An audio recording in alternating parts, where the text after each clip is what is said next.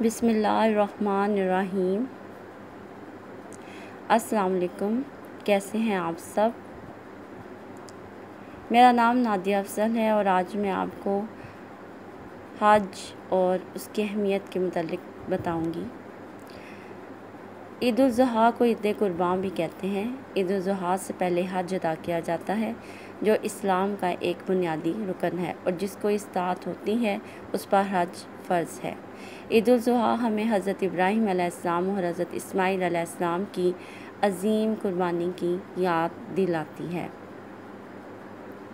आज मैं आपको ईद उल ज़ुहा पर हज़रत इब्राहीम अलैहिस्सलाम और हज़रत इस्माईल अलैहिस्सलाम की अज़ीम कुर्बानी का वाक़या सुनाऊंगी।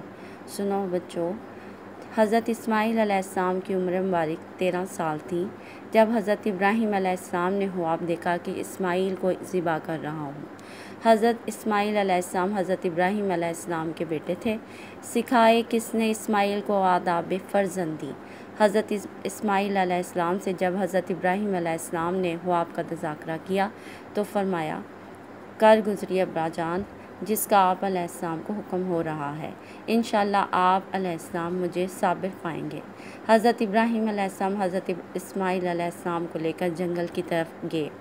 हज़रत इस्माईल अलैहिस्सलाम को कुर्बान करने लगे तो आवाज़ आई, ए इब्राहीम, तुमने अपना ख्वाब सच्चा कर दिखाया, अब आगे ज़रूरत नहीं है। और उनकी जगह दुम्बे को हज़रत इब्राहीम अलैहिस्सलाम ने कुर्बान कर दिया। हम भी हिलाल जानवरों की कुर्बानी हर साल पेश करते हैं। अल्लाह हमारी कुर्बानी को मंजूर फरमाए। मेरी तरफ से आप सबको ईद उल ज़ुहा बहुत बहुत मुबारक हो। शुक्र अल्हम्दुलिल्लाह कि आज मैंने आपको एक अच्छा सा वाक़या सुनाया। अल्लाह हाफ़िज़। शुक्रिया।